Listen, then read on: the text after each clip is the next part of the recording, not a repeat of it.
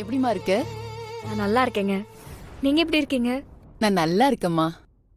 அம்மா, இது யாருன்னு அடையாளம் தெரியுதா?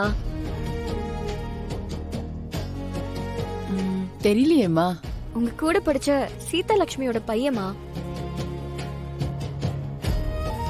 சீதாலட்சுமி பையனா நீ? நல்லதுப்பா. எவ்வளவு பெரிய ஆளா வளர்ந்துட்ட நீ. என்னப்பா படிச்சிருக்க? என்ன பண்ணிட்டு இருக்க நீ? இல்லைம்மா, நான் பெருசா எதுவும் படிக்கல. சின்ன வயசுல அம்மா இறந்ததுக்கு அப்புறம் நான் அனாதையா ரோட்ல தான் சுத்திக்கிட்டு இருந்தேன். அந்த மனுஷன் தான் என்னை கூட்டிட்டு போய் அவர் வீட்டில் வச்சு வளர்த்தார்.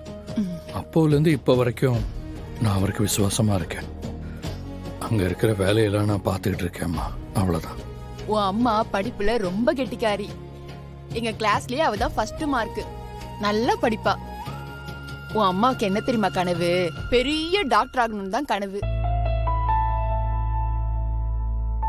சில நேரத்துல அவ கேக்குற சந்தேகத்தை வாத்தியார்னால கூட சொல்ல முடியாதுப்பா.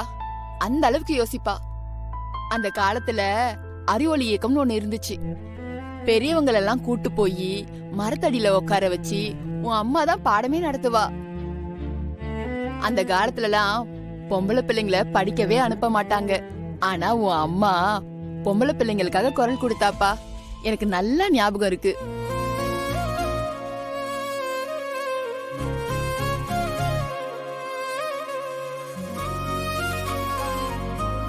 உன் அம்மா என்ன தெரியுமா சொல்லுவா?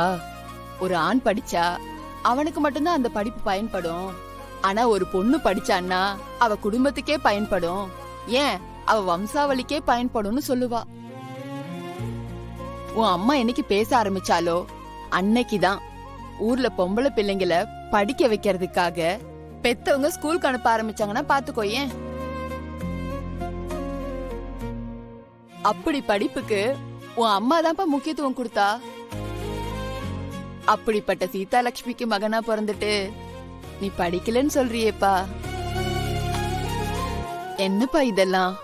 என்னால தாங்கிக்கவே முடியலப்பா.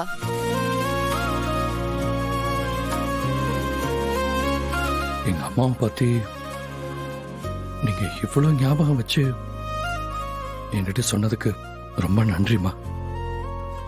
எனக்கு உங்களை பார்த்ததுல ரொம்ப சந்தோஷம்.